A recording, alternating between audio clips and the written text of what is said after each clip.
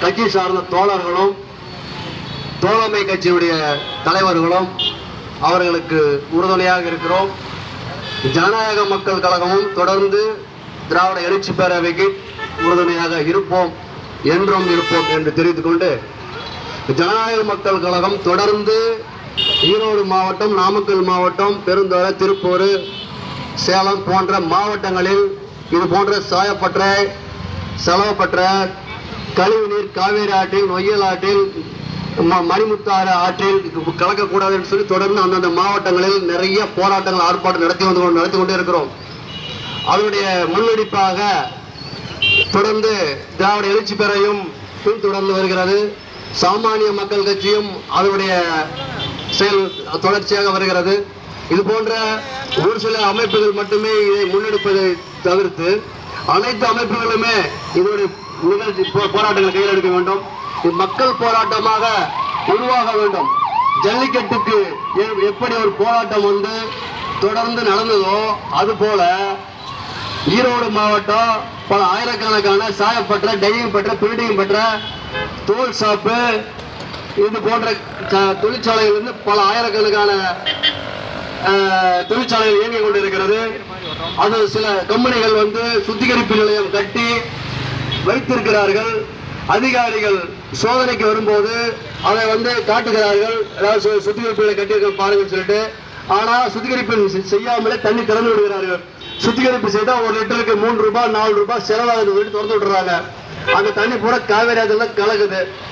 Erode பெரும்பள்ளவோட, பிச்சைக்காரம்பள்ளவோட, சுண்ணாம்போட, Maravapalayam, Willer சம்பட்டி, வைராபாளையம், ராசாம்பாளையம் போன்ற எல்லா பகுதிகளிலுமே அப்படியே திறந்து விடுறாங்க. மாசு கட்டுப்பாட்டு வாரியம், ஈரோடு மாவட்டத்தில் இருக்கக்கூடிய அதிகாரி மாசு கட்டுப்பாட்டு வாரிய டி அவர்கள் ஒரு குழு அமைத்திருக்கிறார்கள். அந்த குழுவின் மூலமாக 5 பேர் 7 பேர் கொண்ட குழு ஒவ்வொரு கம்பெனியாக நேரில் சென்று ஆய்வு செய்து எந்தெந்த கம்பெனியில காமன் பிளான்ட் சுத்திகரிப்புகளை கட்டியிருக்காங்களோ அதை நடைமுறைப்படுத்தவும், சுத்திகரிப்பு நிலையம் கட்டாத கம்பெனிகளை இழுத்து சீல் வைப்பதும், 1 மாதம் கழித்து மறுபடியும் திறந்து விடுவதும், மறுபடியும் சீல் வைப்பதும், திறந்து விடுவதும், இதே வேலையா இருக்காங்க. சுத்திகரிப்பு நிலையம் கட்டவில்லை என்று சொன்னால் மறுபடியும் அனுமதி கொடுக்க கூடாது. சுத்திகரிப்பு கட்டுவதற்கு உண்டான போதிய நிதி மத்திய அரசாங்கம், மாநில அரசாங்கம் இந்த ஈரோடு மாவட்டத்துக்கு, நாமக்கல் மாவட்டத்திற்கும் ஒரு 1000 கோடி ரூபாய் நிதி ஒதுக்கி காமன் பிளான்ட் பொது சுத்திகரிப்பு நிலையம் கட்டி அந்த தொழிற்சாலைகளை இயங்க வேண்டும். தொழிற்சாலையில் பல ஆயிரக்கணக்கான தொழிலாளர்கள் வேலை செய்யறாங்க, அவர்களை காப்பாற்ற வேண்டும். அனைத்து மக்களுக்கும் நோய் இல்லாம, பாதிப்பு இல்லாம வாழ வைக்க வேண்டும் சொன்னா தமிழக அரசாங்கம் தொடர்ந்து கோரிக்கை வச்சுக்கிட்டே இருக்கிறோம். நாங்க தொடர்ந்து ஈரோடு மாவட்ட கலெக்டர் லெட்டர் கொடுக்கிறோம், நாமக்கல் மாவட்ட கலெக்டர் லெட்டர் கொடுக்கிறோம், திருப்பூர் மாவட்ட கலெக்டர் லெட்டர் கொடுக்கிறோம், சேலம் மாவட்ட கலெக்டர் லெட்டர் கொடுக்கிறோம். ஆனா கொடுக்கக்கூடிய லெட்டர்கள் அனைத்து தபால்களுமே உடனடியாக பரிந்துரை செய்யறார், இது மாசு கட்டுப்பாட்டு வாரியத்துக்கு போகணும். அவர் என்ன செய்யறாரு, அதை வாங்கி பார்த்துட்டு ஒரு ஜீப் எடுத்துக்கிட்டு எல்லா கம்பெனியும் ஒரு சுத்துற மாதிரி சுத்திட்டு ஒரு அறிக்கை ஒன்று அனுப்பிடுறாரு. நீங்க மனுவை நாங்க பார்த்துட்டோம், நாங்க ஆய்வு பண்ணிட்டோம், நாங்க பண்ணிட்டோம், ஆய்வு பண்ணிட்டோம் சொல்லிட்டு.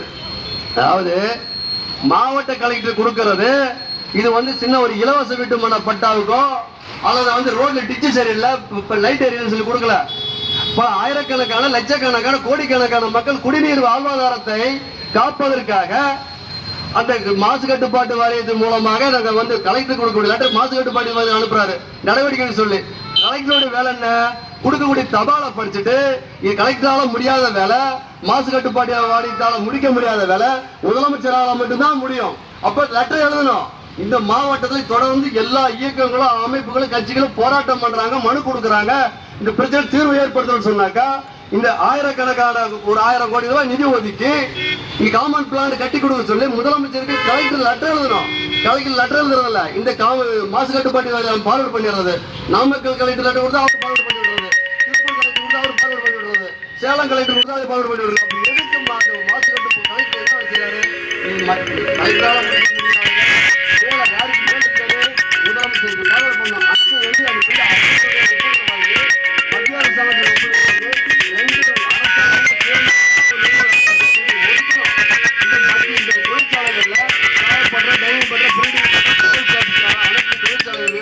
மத்திய அரசாங்கத்துக்கு மாநில அரசாங்கம் அவங்க உற்பத்தி பண்ணக்கூடிய தொழிற்சாலைகளை வரி கட்டாங்க.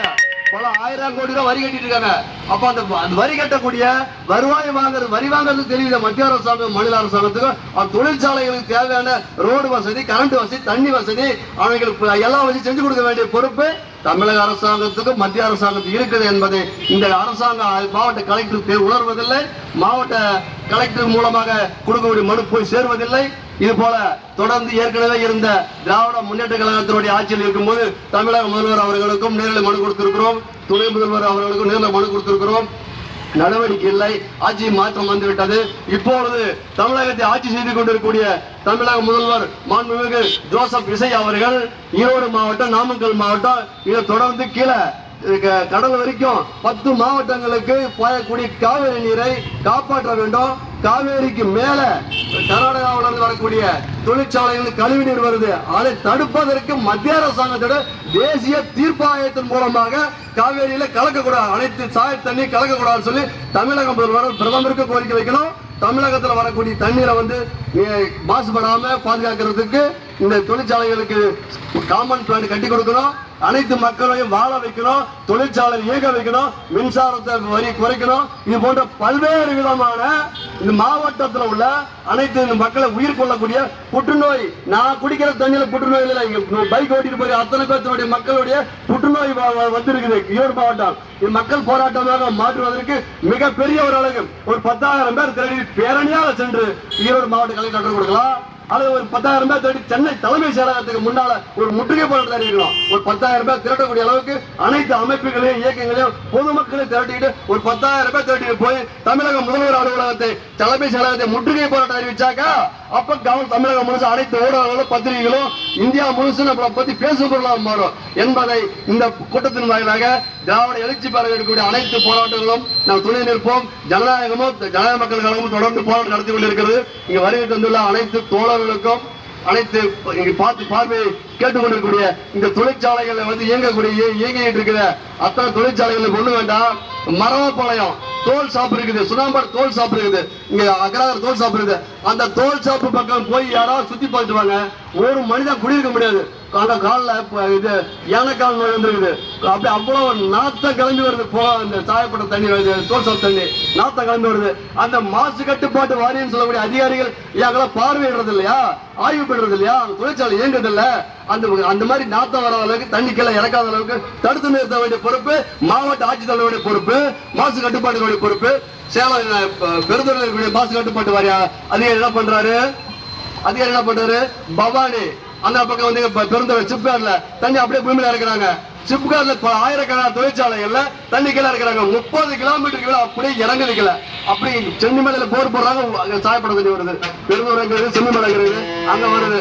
அப்ப இந்த உரத்துப்பாளையம் டேம் சொன்னாங்கல்ல, திருப்பூருடைய அனைத்து தொழிற்சாலையுடைய கழிவு அந்த உரத்துப்பாளையம் டேம்ல நம்புது. அது தனி திறந்து விடக்கூடாதுன்னு சொல்லி தோழர் சொன்னாரு.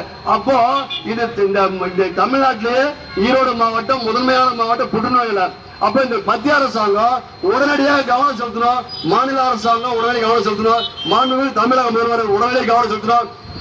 ஈரோடு மாவட்டத்தினுடைய விஜய் பாலாஜி அவர்கள் இந்த கோரிக்கையை முன்னெடுத்து முதல்வர் அவருடைய சேர்த்து உடனடியாக பொது சுத்திகரிப்பு கட்டுவதற்கு ஒரு ஈரோடு மாவட்டத்தில் 500 கோடி, நாமக்கல் மாவட்டத்தில் 500 கோடி மாநில அரசாங்கம் மத்திய அரசாங்கம் சேர்ந்து நிதி ஒதுக்கி கட்டி கொடுத்து அனைத்து தொழிற்சாலைகள் இயங்க வேண்டும், தொழிலாளர் வேலை வாய்ப்பு கொடுக்க வேண்டும், மக்களுக்கு நல்ல குடிநீரை வழங்க வேண்டும், வேலை வாய்ப்பு உருவாக்குவதற்கு நீங்க தமிழக அரசாங்கம் நல்ல ஒரு முயற்சி எடுக்க வேண்டும் என்று கேட்டுக்கொண்டு என பேச வாய்ப்பளித்த திராவிட எழுச்சி பேரவை தலைவர் அவர்களுக்கும் வருகை தந்த அத்தனை தலைவர்களுக்கும் நன்றி கூறி விடைபெறுகிறேன். நன்றி, வணக்கம்.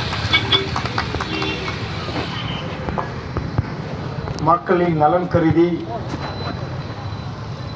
மக்களுக்கு கேடு இந்த கேன்சரை ஒழிக்க வேண்டும் என்று சிறப்பான முறையில் மக்கள் கழகத்தின் தலைவர் உரையாற்றினார். இந்த நிகழ்ச்சி நிறைவு பெற உள்ளது.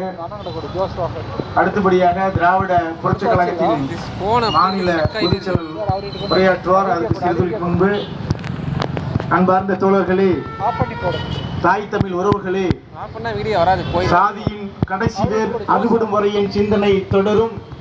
பகுத்தறி பகவன் தந்தை பெரியாரை வணங்கி சாதிதான் சமூகம் என்றால் வீசும் காற்றில் விஷமாக பரவட்டும் புரட்சியாளர் அம்பேத்கர் வரி ஏற்ப